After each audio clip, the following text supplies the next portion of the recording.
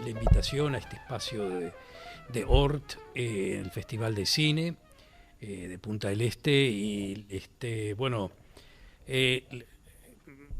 me siento un poco como existo en medio de Punta del Este y aparte, digamos, en este lugar del planeta, en Uruguay, hablar de un tema que está conmocionando prácticamente bueno, a todo el mundo, ¿no? Fundamentalmente al mundo desarrollado. Hay veces yo vengo, para darles un poquito de información, yo vengo enseñando y escribiendo sobre estos temas hace 25 años o más. Sí, más o menos 25 años, los vengo enseñando en la universidad y eso. Generalmente estos temas estos temas eran lo que se podía llamar en los márgenes o las cuestiones más marginadas en las ciencias políticas. ¿Por qué las cosas más marginadas en las ciencias políticas? Porque hace 25 años estábamos viviendo un momento de auge. ¿Qué quiere decir de auge? Si ustedes más o menos se cuadran en la historia reciente, digamos, del año 1989, cuando cayó el bloque comunista, si lo queréis llamar así, empezó el mundo que estamos viviendo en estos momentos, o por lo menos hasta ahora, que era lo que se podía llamar el triunfo de la democracia liberal, ¿no? El triunfo de la democracia liberal, y como algo que quedaba estipulado que era un momento que se podía llamar, lo había llamado ese pensador japonés-americano Fukuyama, el fin de la historia, o si lo quieren llamar, el principio de una historia diferente. A lo que ella llamaba ese fin de la historia, bueno, terminado el comunismo, terminado el fascismo de hace muchos años ya, que ya lo habíamos olvidado quizás, no había ninguna, si lo quieren llamar así, no había ningún problema ideológico serio, ninguna competencia. A lo que uno podía decir las democracias del mundo van a ser las dominantes. Claro, obviamente que uno sabía de que habían países que no eran democráticos, que habían continentes que no eran democráticos, que estaba el Medio Oriente, que estaba...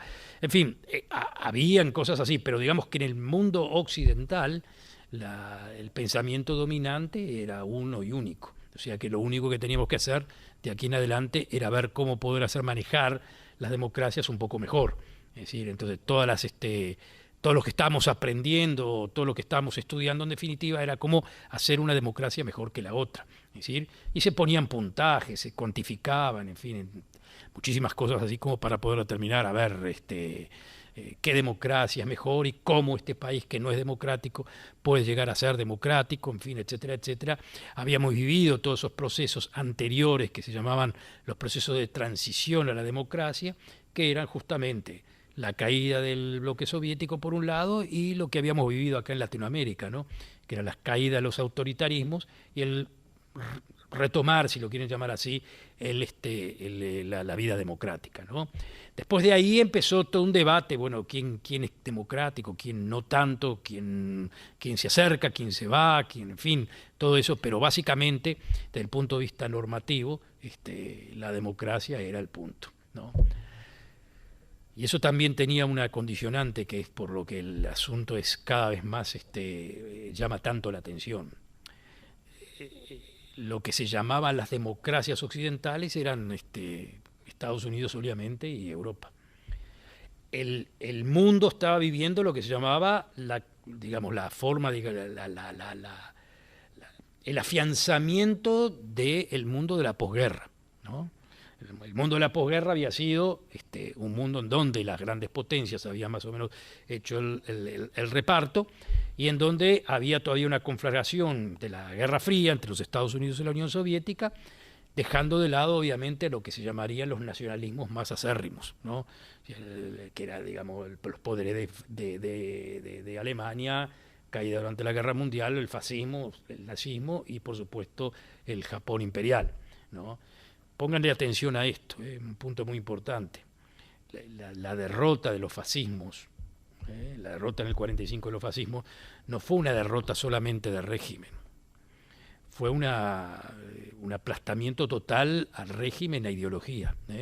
los juicios de Nuremberg, entre otras cosas, no solamente decretaban el fin del nazismo, sino que decretaban el comienzo de una nueva vida, o una nueva era, y si lo quieren llamar así, un nuevo concepto, que era el concepto, si lo quieren llamar así, del imperio de los derechos humanos. Era la civilización contra la barbarie. Cuando ustedes pongan en atención, cuando los jerarcas juzgados en Nuremberg, ¿no? Que sabían que en definitiva iban a ser condenados a muerte. Pero el asunto no era solamente ser condenados a muerte, sino de cómo iban a ser ejecutados. Y pedían, de alguna forma u otra, eso fue lo que pidió Goering en definitiva, ser ejecutado antes de que él se suicide, ¿no? Ser ejecutado con con un pelotón de fusilamiento como muere un soldado enemigo. Y las potencias dijeron no, usted no va a ser ejecutado, o sea, o dieron a entender que no va a haber una ejecución como un soldado enemigo, sino como un criminal de guerra, o sea, en la horca, ¿no? Ese era el mensaje. Ustedes no fueron enemigos, ustedes fueron criminales de guerra en contra de la humanidad. Lo que ellos querían era poner, lo decían bastante claramente, si nosotros hubiésemos agarrado, ustedes hubiesen estado, digamos, iban a ser fusilados como enemigos, ¿no? Y yo me considero un enemigo también, que como ganaron ustedes, la historia la decretan los que lo ganan, entonces, bueno, fusilado también como un enemigo. Pero acá el asunto no hay enemigo acá. Acá son crímenes contra la humanidad. Y con eso comenzó una nueva historia, por lo menos conceptualmente. No quiere decir que de ahí en adelante no hubieron crímenes, ni hubieron asesinatos, ni hubieron esto, ni hubieron guerras. Todo era guerra, en fin, las guerras no se terminaron. Y iba a haber una guerra fría muy importante, ¿no? Guerra fría, inclusive caliente también. Pero básicamente lo que quedaba en claro era que esa clase de nacionalismos, esa clase de ejecuciones en base al racismo, por lo menos conceptualmente iba a estar delegitimizado. Nuevamente les repito, racismos iban a haber, crímenes de todo tipo iban a haber, pero conceptualmente el legitimizar el racismo estaba fuera de foco. Ese era el asunto. Unos se pueden preguntar qué pasaba en Estados Unidos, porque en Estados Unidos seguía habiendo racismo y el racismo por lo menos era aceptado desde el punto de vista de la ley. Es un punto muy importante que vamos a destacar, pero básicamente el estilo de régimen nacionalista nazi o fascista, que era mucho menos que el nazi, pero de cualquier forma eso iba a estar delegitimizado. Podían haber autoritarismos, cuidado. El régimen de Franco quedó, porque inclusive colaboró con los aliados después no con los aliados, con las potencias occidentales en contra del comunismo. Pero básicamente la idea de un nacionalismo fascista o nacionalismo nacional socialista al estilo nazi, por lo menos legalmente, conceptualmente, filosóficamente quedaba delegitimizado. Punto y aparte. Y después en el 89, con la finalización del comunismo, entrábamos en un periodo de que se podía llamar la democracia liberal triunfante, galopante. Desde ahí se ponía el modelo y todos los demás más o menos tenían que ajustarse un poco más, un poco menos a esa suerte de democracia liberal. Señores, ¿qué pasó? Ese es el gran problema y esa es la gran pregunta. Todo funcionaba muy bien hasta ayer. Hasta ayer. ¿Nos tomó de sorpresas? Nos tomó de sorpresa. Nos tomó de sorpresa a todo el mundo. No se asusten ustedes por decir, miren, gente como nosotros no lo veíamos venir. No, expertos tampoco lo venían venir. Filósofos no lo veían venir. Nadie entiende nada. Estamos en un nuevo mundo, o aparentemente en un mundo mucho más complicado, mucho más serio, y una de las visiones que me daba la impresión de pensar, justamente cuando estaba viniendo acá, estaba pensando quizás en muchos de los viejos socialistas del Uruguay, los gobernantes, se podría pensar, inclusive de los que fueron gobierno en Uruguay en un momento determinado, que vivieron su madurez intelectual, su madurez, digamos, como gente activa en la política, en una lucha de guerrillas que más o menos se llamaba la lucha antiimperialista. algunos de ustedes, los mayores, se acordarán, o sea, qué eran los tupamaros, qué eran los movimientos como el ERP, qué eran todos esos movimientos. En definitiva, eran movimientos que se autollamaban antiimperialistas, en donde la lucha era de los pueblos del tercer mundo contra el occidente, que de alguna forma u otra la interpretación era: nos quieren explotar, nos explotan, en fin, etcétera, etcétera, etcétera, y todo ese asunto. De ahí surgía la teoría de la independencia, todo el asunto ese, que era: hay que liberarse del imperialismo, ¿no? Toda esa gente creció intelectualmente, con esa visión. Y llega a su posmadurez, o digamos los años de ahora, si lo quieren llamar así, en donde su visión de mundo, si ponen un poco de perspectiva, no lo lleva a su época juvenil madura, sino quizás a la época de la niñez.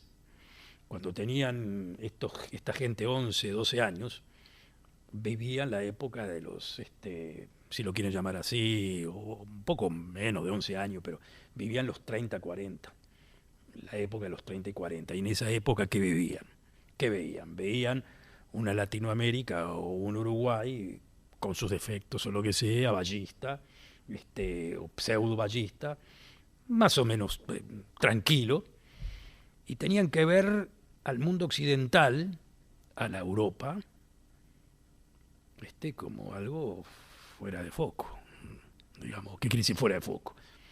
Estos se están matando, están llevando al mundo a una crisis total. O sea, la perspectiva de aquí de Latinoamérica era, vamos a ayudar a estos pobres desgraciados, o los pobres desgraciados que se están escapando, sea judíos, sea los que sea, o a los que digamos, los que han sufrido el fascismo de alguna forma u otra.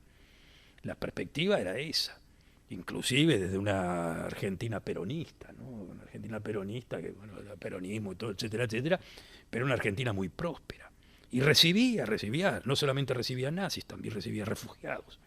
Era una visión, digamos, en donde Latinoamérica, con todos los defectos que podía tener, los veían al mundo desarrollado, o al ex mundo desarrollado, o al mundo que trajo a la democracia, en fin, etcétera, etcétera, como un mundo hasta inclusive se podía llamar primitivo conceptualmente.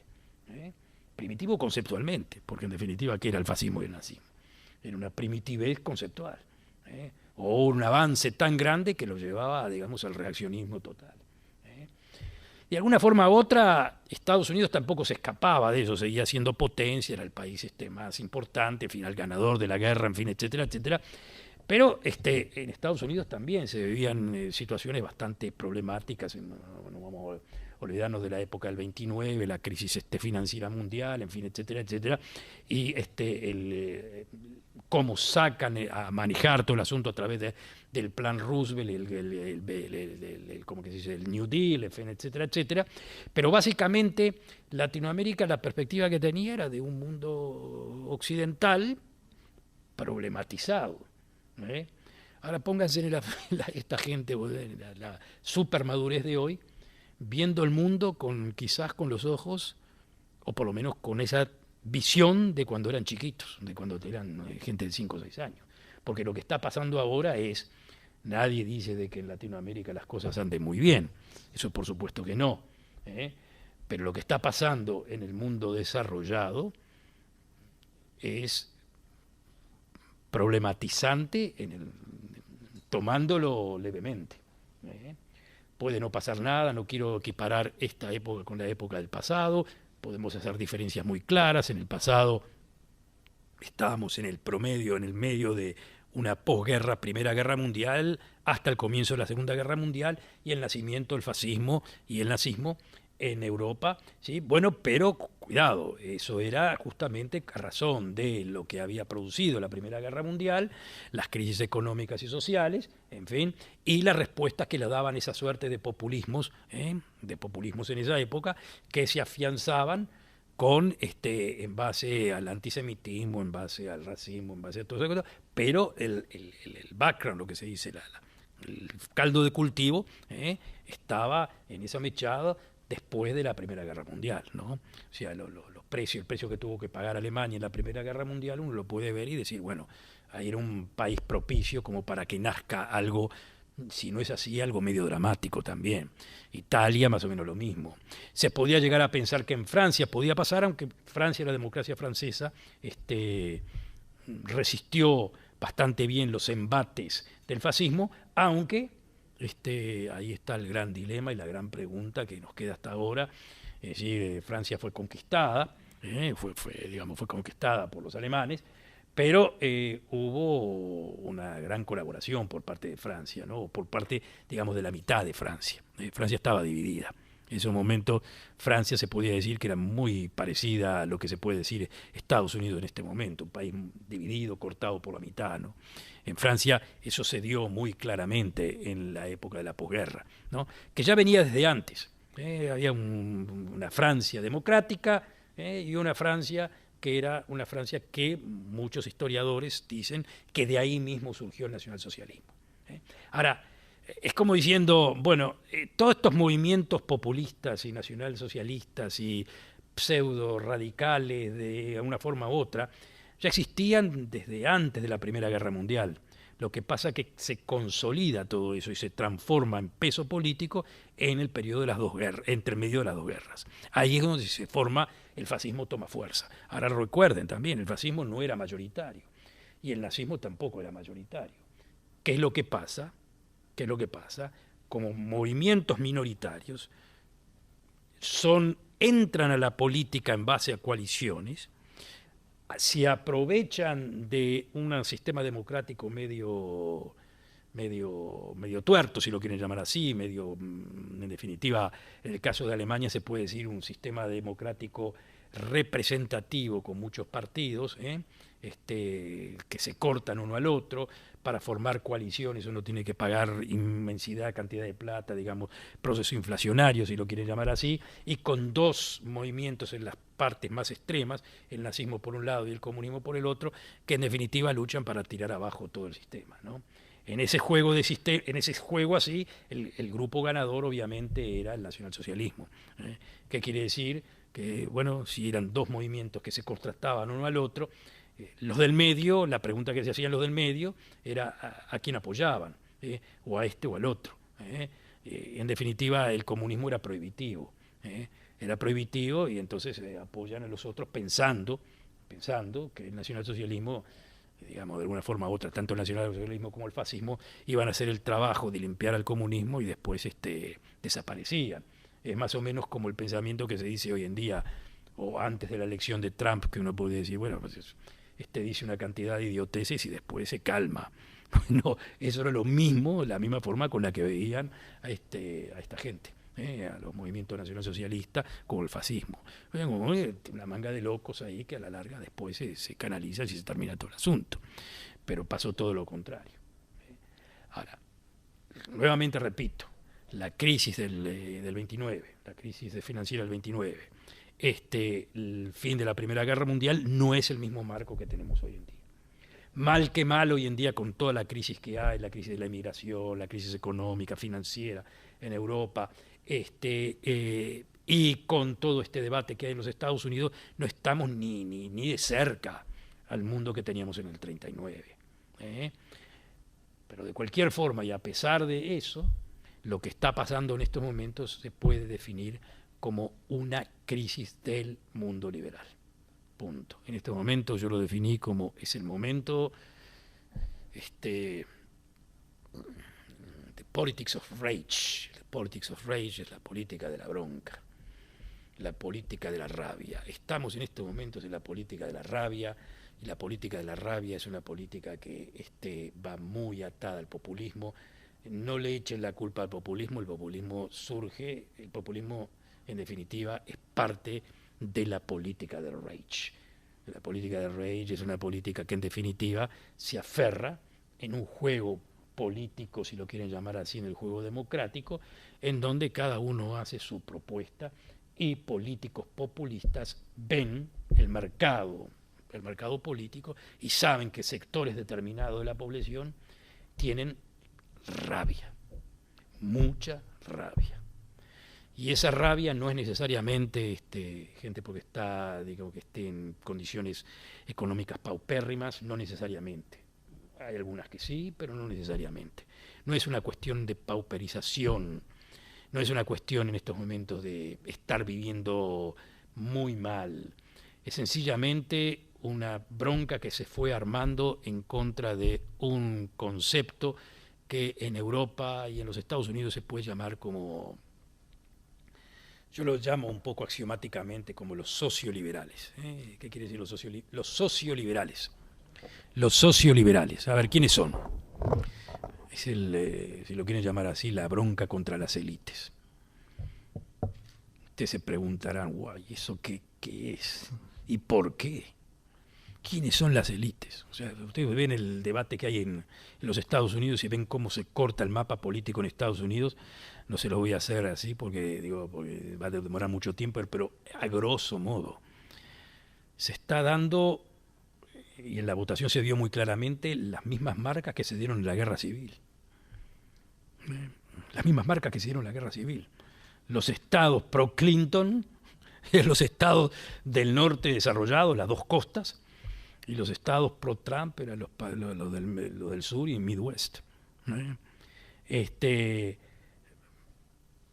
El voto popular lo ganó Clinton. Lo paradójico del asunto. Y el voto electoral lo ganó Trump. Pero aunque no hubiese ganado Trump el voto electoral, aunque no lo hubiese ganado, era una llamada de atención que Estados Unidos esté cortado, pero no cortado políticamente, cortado en el sentido de que dos, se podría llamar hasta civilizaciones, se odian, sí, se odian, absolutamente. Los votantes de Trump podían estar divididos en dos. Unos pueden ser los naïfs. ¿Qué quiere decir los naïfs? Naïf es, bueno, me convenció. ¿Qué quiere decir me convenció? Sí, la verdad que con la situación en que estoy mal, o no tan bien, y me está prometiendo, qué sé yo, que va a recuperar el Estados Unidos de los años 60, y qué tenía yo en los años 60 o qué tenía yo en los años 70. Ahora vamos a poner esa imagen. Miren, imagínense ustedes, un pueblo, una ciudad como Flint, Michigan, el sector de Michigan. La madre, el padre trabajan todos en la General Motors, más o menos tienen educación, los chicos, en fin, normal, un sueldo básico, bien, futuro asegurado, Estados Unidos sigue vendiendo coches, en fin, etcétera, etcétera. Después de los años 80, 90, empieza la reforma económica, por razones obvias. Las fábricas la automotriz termina, toda esa gente va al paro. Que va al paro no necesariamente quiere decir de que dejan de trabajar. Ahora, ese padre de familia o el que sigue ya no tiene un empleo en la General Motors, pero pasa a ser, por ejemplo, vamos a ponerle un part-time en Walmart, como cajero, como agente de seguridad. Definitivamente firma tarjeta, está ocupado, el sueldo es menor, sus sentimientos psicológicamente se siente desesperado, se siente como una persona que ya no sirve para nada, o por lo menos sirve para mucho menos de lo que servía para antes, ¿no? Ese proceso, bueno, ¿qué pasa con ese señor o con esa gente de ahí? No está en la pauperización, pero está con rabia. Ahora, esa rabia no explota. Si usted le pregunta a ese señor, lo que sé, hace 15 años atrás, o 10 años atrás, o 8 años atrás, sobre su situación, y bueno, le iba a decir, bueno, sí, no estoy tan bien, pero bueno, es lo que es la situación. En el pensamiento americano, hay que entender también que todo el país, todo el sistema político, el sistema filosófico americano, está basado en eso. ¿Está basado en qué? En que los que ganan en el proceso económico están, digamos, como se dice, es porque se lo merecen. Y si yo no gano en ese proceso, bueno, es porque no me lo merezco, y está bien, el otro se lo merece, yo no me lo merezco, el otro está más cercano a Dios, yo no tanto, en fin, etcétera. Ese era el pensamiento que Max Weber determinó como el pensamiento capitalista, ¿no?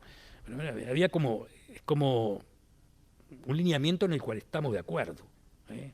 Si yo soy perdedor, pierdo. Había un filósofo americano, John Rawls, que había escrito también que, mire, la diferencia entre un sistema democrático y un sistema no democrático, partiendo de la base de la meritocracia, es de que en la meritocracia, en un sistema meritocrático democrático, si uno es perdedor, bueno, acepta ser perdedor porque las reglas del juego eran bien para todos y en fin, entonces digamos, si uno mejora las reglas del juego, obviamente que alguno va a ganar, alguno va a perder. Entonces, en ese sistema uno no se siente tan mal.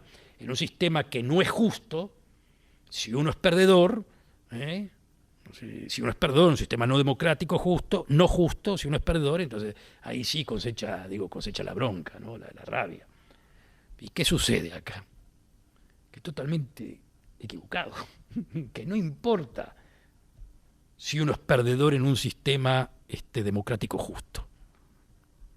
Lo que se pensaba que eso era lo potable, porque así tiene que ser, y obviamente no hay otra forma, es aprovechado por políticos populistas que entienden que la bronca está ahí y no importa si es perdedor por esto o por lo otro. Lo que entendió a Trump, muy inteligente, pero que lo que entendía cualquier otro populista, es de que en el juego, en el mercado político, y en un mundo en donde el liberalismo pasó a ser el liberalismo de los años 70 y 80 al neoliberalismo de principio del siglo, del milenio, si lo quiero llamar así, en ese juego vale todo, que está dentro del marco de la ley, ¿no? Uno es que vale todo, no quiere decir agarrar un revólver y entrar a matar a gente. Pero lo que está en el marco de la ley, si usted vende este producto y se lo compran, bueno, se lo compran. O sea, el asunto es que no more success than success. O sea, whatever works, lo que se dice, lo que funciona, funciona. Y si yo vendo hamburguesas y esto y lo otro, y me van a decir, bueno, pero eso no es del todo sano, en fin, etcétera, etcétera. No importa, si usted la vende, la vende. Y en política, como se utiliza el mismo criterio económico, lo que vendo y se compra es lo que hay. Entonces, en una palabra, si yo gano elecciones manipulando odio, manipulando esto, manipulando lo otro, gano elecciones, punto, a otra cosa. Es decir, usted venda amor y yo vendo odio. Mal, mal, muy mal. Pero si yo gano con esto, gané. Y si cuento con candidatos que están dispuestos a comprarme este producto, lo compran. Y entonces gané las elecciones y eso fue exactamente lo que Trump estuvo diciendo al principio. Señores, gané. ¿Cómo gané? Con esto. Bueno, no importa, repito, no ganó en el voto popular. Pero fue suficiente con el voto electoral y paradójicamente que fue lo más tremendo de todo este asunto. Que si los americanos inventaron el sistema electoral para evitar que se dé gente como Trump. Que se dé gente como Trump. Para evitar el populismo. ¿Cuál era la filosofía de los founding fathers, lo que se dice, los fundadores del Estado americano, si lo quieres llamar? Sí, de los constitucionalistas. Los constitucionalistas americanos eran muy inteligentes, gente muy inteligente. Ellos sabían muy claramente por qué habían venido de Gran Bretaña y habían huido de Europa para nuevos territorios. ¿Por qué? A ver. ¿Alguno se imagina por qué? ¿Cuál era la primera razón? Exactamente. Freedom of religion. La principal libertad americana no es el individualismo, ni tampoco plata. Es libertad de religión. Y la segunda, que va unida a esa, libertad de conciencia. Y la que va unida a esa, propiedad. En una palabra, ellos son de raíz lockeana. Lockeana es de John Locke. Lo que es propiedad privada es mi derecho natural. Ese derecho natural en un lugar así como Estados Unidos, tierra para todo, lo que agarras es tuyo. Entonces, el derecho a ser religioso, es decir, a creer y tener libertad religiosa, uno, el derecho a la propiedad y el derecho, obviamente, que está unido al derecho religioso, el derecho a conciencia. Y la democracia es interesante. Bueno, eran demócratas, pero no tanto. O vamos a ponerlo de otra forma. No era que decimos nosotros, pero ellos entendían el problema de la democracia. Y entendían el problema de la democracia de la misma forma que lo entendía Aristo. Es decir, la única forma de democracia posible es bajo un marco constitucional, un marco de ley, un marco de, digamos, que limite a la democracia. Los Founding Fathers definían a la democracia como una facción, y si lo quieren llamar así, la peor de las facciones, que había que evitar. En una palabra, ellos entendían que en una sociedad democrática neto, los Trumps son posibles. Y para evitar a los Trumps hay que crear un sistema constitucional que impida que surja esta clase de gente. En una palabra, un sistema electoral, una división de estados, un marco constitucional y lo que llamaban ellos exactamente checks and balances, ¿no? En donde un poder choque con el otro. Es decir, los americanos no eran franceses en el sentido rusoniano de la palabra, de una voluntad general. No. Acá no hay voluntad general, acá hay voluntad de cada uno. Y cada uno es un egoísta. Y está bien el egoísmo, está perfecto el egoísmo. Yo no quiero una sociedad que no sea egoísta. Yo quiero gente egoísta. Lo único que quiero es un sistema que un egoísta choque con el otro. Y en un egoísta que choque con el otro se forma un sistema así en donde está todo manejado y nadie puede tener más poder que el otro. Entonces toda la división de poderes y toda la división entre estados y todo el sistema electoral y todo el sistema constitucional estaba basado en una sola cosa: evitar que surjan tipos como este. Sencilla, únicamente. Y si surge un tipo como este, como Trump, que el sistema lo bloquee. A pesar de todo eso surgió un tipo como este, y a pesar, repito, una salvedad, populistas subieron en Estados Unidos, el movimiento populista hubo de principio del siglo, un movimiento agrario populista, pero no importa, Estados Unidos pueden haber populistas, pueden haber racistas, pueden haber lo que sea, todo legítimo. Lo que no puede haber es que ninguno de esos tome el poder. Lo que no puede haber es que ninguno de esos tenga prioridad sobre otro. En Estados Unidos, por ejemplo, a diferencia de Europa, hay hate speech, está legitimizado. ¿Qué quiere decir hate speech? El discurso de odio. O sea, usted puede decir lo que quiera, puede decir mal contra el judío, mal contra el negro, mal contra lo que sea. Usted lo que no puede hacer es que a través de ese discurso usted ataque al otro. O sea, no podemos decir, bueno, hay que agarrar hay que ir hacia ese lugar de ahí, esa casa, y quemarla. Eso no, eso va preso. Pero todo lo que usted quiera decir sobre afroamericanos, sobre judíos, sobre esto, sobre lo otro, si hay una marcha nazi, puede haber una marcha nazi, algo que no puede verse en Europa, ¿no? Pero en Estados Unidos eso vale. ¿Por qué? Porque irá la confianza que el sistema constitucional bloquee absolutamente todas esas opciones, que le dejen hablar, en fin, etcétera, hablar todo lo que quiera, decir todo lo que quiera, pero acá te bloqueamos, en fin, etcétera, etcétera, así no funciona más. Lo que no podían esperar era esto. Y esto los desconcertó. América en estos momentos está desconcertada, perdió la brújula, punto. El gran problema que tiene América, y el gran problema que tiene América no, el gran problema que tenemos todos. Todos. Ese es el asunto. Si usted me pregunta a mí si estoy nervioso, estoy nervioso, sí. Inclusive muy nervioso. Porque Trump no es el problema.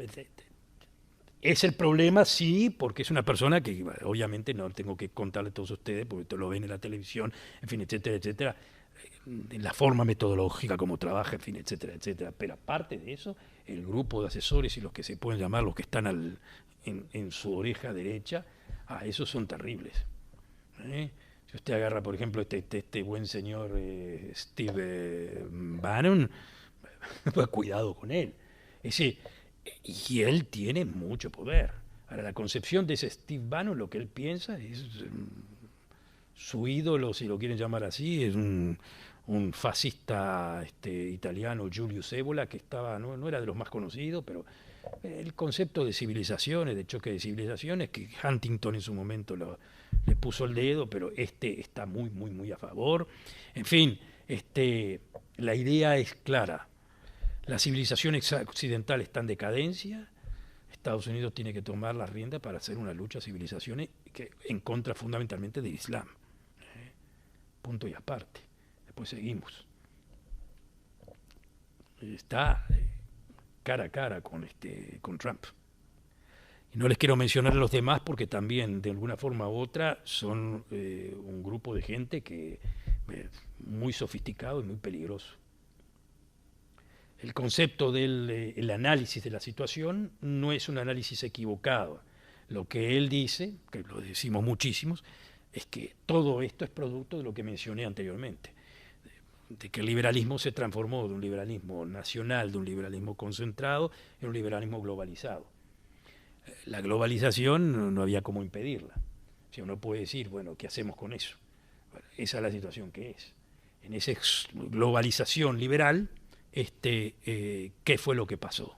En la globalización liberal, que supuestamente iba a tomar como perdedores acá a ustedes, los países del tercer mundo, en realidad tomó como perdedores al mundo occidental, que se terminó cortando.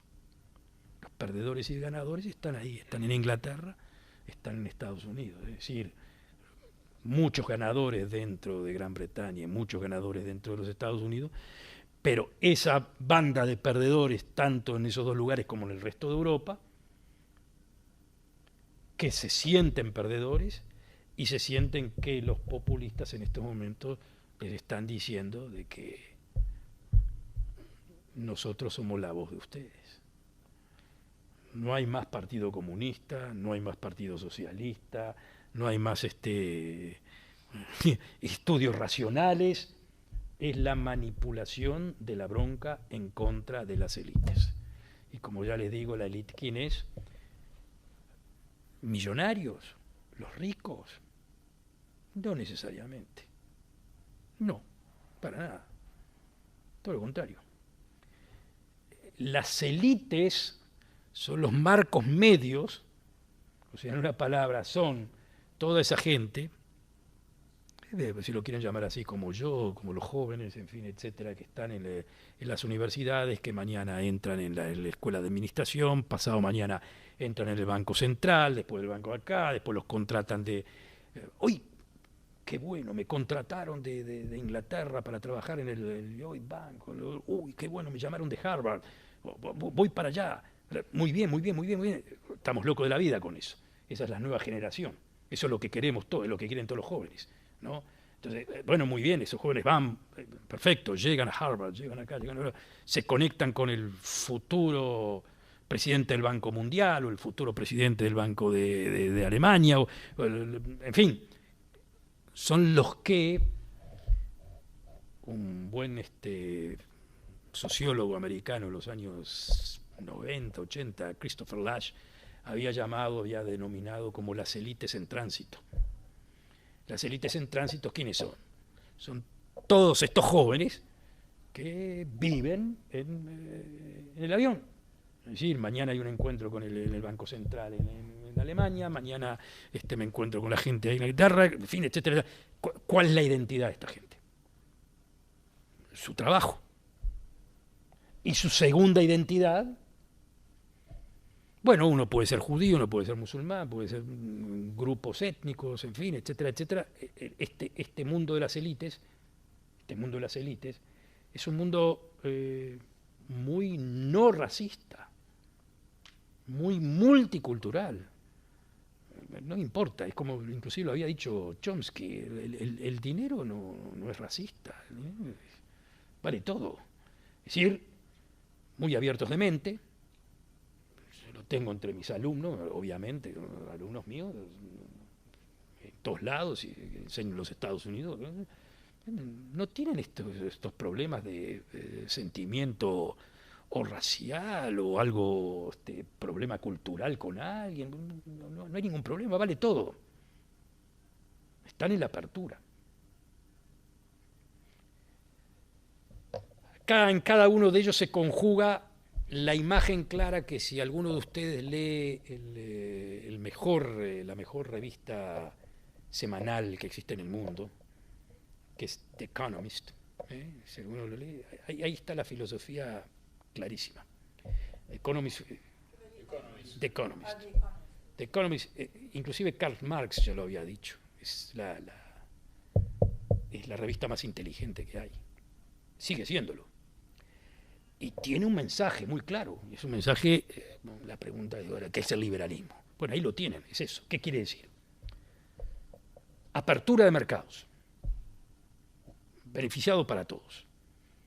Cuando hay apertura de mercados, no hay nacionalismo, no hay idiotez, todo el mundo quiere el mercado. Cuando hay apertura de mercado, hay prosperidad. ¿Cierto? Sí, cierto. ¿Quiénes ganaron con las aperturas del mercado, la globalización y todo esto? Ganamos nosotros, ganó el Pepe Mujica, si lo quieren llamar así. Sí, Mujica ganó con la liberación de los mercados, tuvo viento en popa. Tuvo viento en popa, ¿qué tuvo que hacer? Nada. Dejar que el precio de las commodities sigan subiendo y aumentar el presupuesto, después lo distribuye como él quiere, si es un poco, digamos, una persona racional, no gasta tanto, y si es una persona a lo Kirchner, yo qué sé, gasta todo, o como Chávez, o gasta todo, y no importa, pero África, surgieron las clases medias en África, ¿y de dónde vinieron esas clases medias? Por un paísito chiquito que se llama China. El paísito chiquito que se llama China se transformó en el líder de la globalización. ¿Por qué? Y porque todas las industrias de Estados Unidos, del mundo occidental, se fueron para China y los chinos producían y después invertían en dónde, acá, en África, en fin, etcétera, etcétera. Miren qué mundo loco, ¿eh? Estados Unidos va al proteccionismo y China es el campeón del mercado libre. Y Alemania el campeón del liberalismo. Imagínense ustedes. Ganaron este tercer mundo y ganaron la juventud europea y la juventud americana, la educada. Por eso el asunto era, y el economista lo dice muy bien, señores, ¿cuál es la nueva producción? Educación. ¿Qué quiere decir la educación? Cualquier chico de estos, a ver, ¿usted qué se va a dedicar? ¿O a la e-economy? ¿O se dedica a la economía de las comunicaciones? Rápido. ¿O a la industria financiera? Y después hay una cantidad de industria de servicios, en fin, etcétera, etcétera, pero básicamente es eso.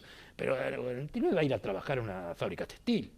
Ningún joven se le ocurre en la cabeza que va a trabajar en algo textil, ni loco. Van a eso. Entonces, esas son las élites ganadoras. Entonces el Economist lo dice muy claramente. Señores, nosotros apoyamos todo eso. Eso es bueno. Es bueno. Sacó a millones de gente de la pobreza. Digamos, nuevamente les repito, digo, Mujica, como puedo decir Lula, que Lula sacó a 20 millones de personas del hambre. Los transformó en casi clase media. Robó en el camino, habrá hecho todo lo que quieran, yo no sé, eso no me importa, pero que 20 millones de personas salieron de la pobreza. ¿Ahora por qué? Porque es un sindicalista importante, ¿no? Porque tenía viento en popa, porque había mucho dinero de la globalización. Muy bien. Y en el mundo occidental, bueno, ahí está. Ahí empezó, eso, la que la entendió claramente fue la Thatcher en su momento, ¿no? En su momento entendió por qué había que reestructurar Gran Bretaña. Creía que la producción se iba a ir para China y los otros, ¿qué hacemos? ¿Qué hacemos los británicos? ¿En qué somos buenos? Ingeniería financiera y Oxford y Cambridge. Y aparte, apertura, como la Unión Europea, digamos, apertura a la gente, que traspase de un lado para otro. ¿Saben qué maravilla que es eso? ¿Saben qué maravilla que es eso? Es una maravilla. Después cruza de Francia a España, Francia, antes tenía que cambiar moneda, ahora no. Nació el europeo. Ahora, claro que ese europeo era joven, 20 años, 30 años, abierto de cabeza, exactamente como lo determinaba el Economist. Un tipo que podía decir, bueno, a ver, un momentito, yo soy un ciudadano del mundo. Me duele mucho el problema de la matanza de animales, ahí me duele mucho lo que pasa en África, me siento muy compenetrado con las desgracias de este pueblo de acá, este pueblo de allá. Yo soy ciudadano mundial, yo soy ciudadano europeo. Siento que yo como francés tengo lo que decirle a los alemanes o a los italianos y el italiano tiene lo que decirme a mí como francés, etcétera, etcétera. Y aparte, tengo otra identidad. A ver, una no, dos. Soy europeo, soy ciudadano del mundo. Tengo mi identidad profesional, con eso estoy metido todo el día con la computadora, conexión, la parte profesional, y me conecto con gente como yo. Y tercero, ¿por qué no? Yo soy judío, me siento muy bien como judío, la comunidad judía, o soy musulmán, o el otro es, yo qué sé, jamaicano, y entonces tiene la comunidad, o el otro se siente bien con una comunidad étnica. ¿Está mal eso? Bárbaro, está muy bien. Al contrario, me gusta, el Economist lo decía muy claramente, nos gusta esa clase de gente que tiene esa conexión, que viene a las actividades de la comunidad, viene a las actividades de la ORT, viene a la actividad del otro, se siente comunitario, se siente parte, esa comunidad que no es una comunidad soberana, es una comunidad dentro de un marco global. Perfecto. Eso tiene que ser, así es, esa es nuestra idea, interpreto a cada joven y eso es lo que vamos. Y cuidado. Yo que sigo el Economist muy seguida, ya me di cuenta que hacía por lo menos 2 años, quizás un poco más, en cada artículo que escribían ponían, y cuidado, el proceso es muy doloroso para un sector de gente importante. Hay que ser empático hacia ellos. Ese era el mensaje. Hay que ser empático. No hay que mirarlos mal, hay que ser empático porque sí, el que trabajaba en la General Motors y después pasó a trabajar en Walmart con la mitad de sueldo y todavía figura como ocupado, hay que mirarlo con empatía, no con desprecio. Pero ¿qué pasaba? Que esta gente no estaba buscando ninguna empatía de nada. Esa gente no tenía ideología, no tiene filosofía, no tiene nada, y vivía en el marco psicológico de su propia frustración. El marco psicológico de su propia frustración es: no soy desocupado, trabajo, bueno, más o menos me las arreglo, pero la verdad que hay que pensar en el futuro de mis hijos van a estar bien, pero yo, ya está, yo lo mío ya. Fíjense en el Brexit y fíjense en Trump. Y fíjense en todos los partidos de la derecha populista en Europa. Apuntan directamente a esos. Diciéndole, no, tu frustración no cae de la nada. Tu frustración está bien. Y yo te voy a ayudar a salir. Ahora, ¿cómo te ayudo a salir yo de esa frustración? No, hay chivos expiatorios. Es el inmigrante, es la élite, porque la élite se siente muy bien con el inmigrante. No tiene ningún problema. Como ya les digo, la élite se siente perfectamente con el inmigrante. El inmigrante va a vivir a los barrios bajos, pero la élite es liberal, hay que ayudarlos. Miseria en el Medio Oriente, hay que salvar a esta gente, en eso estamos todos de acuerdo, pero aparte de salvarla, hay que darle su lugar. Y no solamente darle su lugar, sino que aceptarlo significa, ¿qué mejor que eso? Aceptarlos así como son, con su cultura. Ustedes se acordarán que había una época en donde Francia era el pensamiento dominante. ¿Qué quiere decir Francia? Era el republicanismo asimilacionista. ¿Qué quería decir? Que si vos venís acá, vos te acomodás a esto, te asimilás. Eso de los años 90 en adelante era una mala palabra. Ahora, los que entendían muy bien de eso, de asimilación, era gente que ustedes conocen muy bien. Ustedes los conocen muy bien a los asimilados. Generalmente, ¿quiénes eran?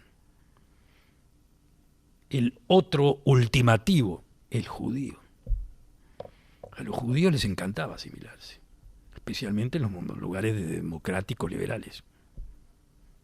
Les encantaba. Por eso el modelo liberal estaba acostumbrado a judíos que eran discriminados por ser judíos por el régimen antiguo, que cuando llega el régimen moderno liberal, los transforma. Y si ustedes se miran, perfectamente, ¿qué somos nosotros? Somos judíos, sí, auténticos, bien, bárbaros, y nos vemos igual que cualquier otra persona. Es decir, perfecto. Cuando se empezó a abrir el shtetl, ¿no?, los judíos iban, estudiaban, eran parte ciudadanos franceses. Los franceses se lo inventaron clásicamente, ¿no? Ciudadano francés con fe mosaica, Shalom al Israel, todo bien. ¿Y qué decían los americanos también a eso, los liberales americanos? Esa es la grandeza del liberalismo. Agarramos a unos pobres desgraciados con costumbres horribles y los transformamos en gente normal. Eso era el principio, ¿no? Claro, los judíos querían ser asimilados. Ahora, ¿qué es lo que pasó después de los años 90 y que el sistema cambió, el sistema conceptual cambió? Es como diciendo, no, yo no me quiero asimilar, yo soy lo que soy. Y el Estado que lo recibe, perfecto, te vamos a aceptar como sos. Ahora, eso coincidió con el Islam, porque el Islam no es asimilativo, para ponerlo de otra forma, no puede. No puede dividir entre lo privado y lo público. El Islam es total. Entonces no importa si uno es un Islam radical o no importa, inclusive es Islam moderado. Básicamente la cuestión de identidad está ahí. Ahora, dentro del multiculturalismo eso estaba bien.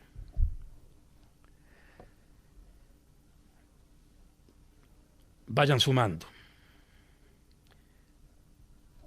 El distanciamiento social y la frustración. La crisis económica que eso lo acentúa. El multiculturalismo y las élites.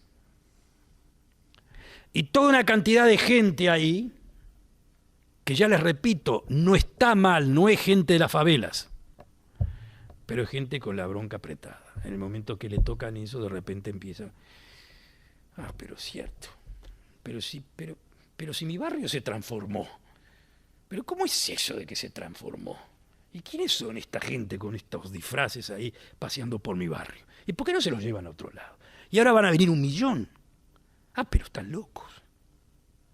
Merkel está loca. ¿Y quién la apoya a Merkel? Bueno, todos estos jóvenes que están, qué bárbaro, que son humanos. No. Y entonces se inventa el segundo concepto, me vienen a quitar el trabajo. No es cierto. La emigración generalmente trae más trabajo, pero no importa, el producto se compra. Me vienen a quitar mi trabajo, Imagínense ustedes, en Inglaterra era peor todavía, porque no era contra los musulmanes, era contra lo que se llamaba, había un concepto, era el plumber, ¿cómo se dice? El plomero, el plomero polaco. El plomero polaco, el plomero húngaro, el plomero rumano, que trabajaba 25 horas y te resuelve todos los problemas por poca plata. Eso no le quitan el trabajo a nadie, pero creaban un concepto.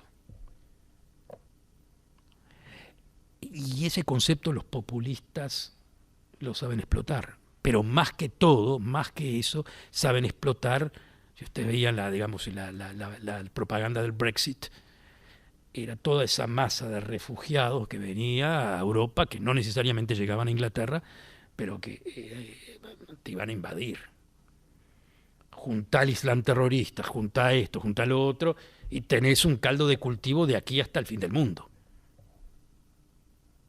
Y de repente todo eso trae la identidad, y de repente te encontrás con que el nacionalismo que estaba fuera de foco se perfila como algo importante. Y el racismo, ¿no? Faltaba más. Ya lo decía este escritor francés del principio del siglo XIX, no, fines del siglo XIX, Maurice Barrès, que había sido anti-dreyfusiano, ¿no? Era de la época de Dreyfus y eso, pero que era un escritor, el escritor, quizás los escritores nacionalistas más importantes de Francia. Cuando estaban hablando de eso, si Francia era una raza, Francia no es ninguna raza, ¿qué es una raza? Inclusive esa idea de raza es medio mal concebida, pero la política racista es la única forma de política existente, porque el racismo moviliza. ¿Y qué estamos hablando de política? Movilización. Un momentito. Moviliza. Bueno, si moviliza, utilizo racismo. Y si moviliza el nacionalismo, moviliza. ¿Y por qué moviliza el nacionalismo? Pregúnteselo ahora, si estamos en la época post-nacional. ¿Era post-nacional? No. Fíjense de que moviliza el nacionalismo. De repente uno que se había olvidado de lo que era ser British. British nunca existió. ¿Qué es British? Who knows? Pero si ustedes se revisan los últimos 10 años, el concepto de Britishness aparece como algo que cayó del cielo. What the hell is Britishness? No, todo el partido conservador, los Tories manejan el concepto de British, y al final de cuentas uno no sabe lo que era, y sabe lo que era al final ni ellos mismos saben lo que es, porque no existía. Puede ser inglés, galés, en fin, pero British, en definitiva es un concepto manipulado en contra del Islam. Ahora, ¿por qué eso suena también de alguna forma bien y por qué confunde tanto? Porque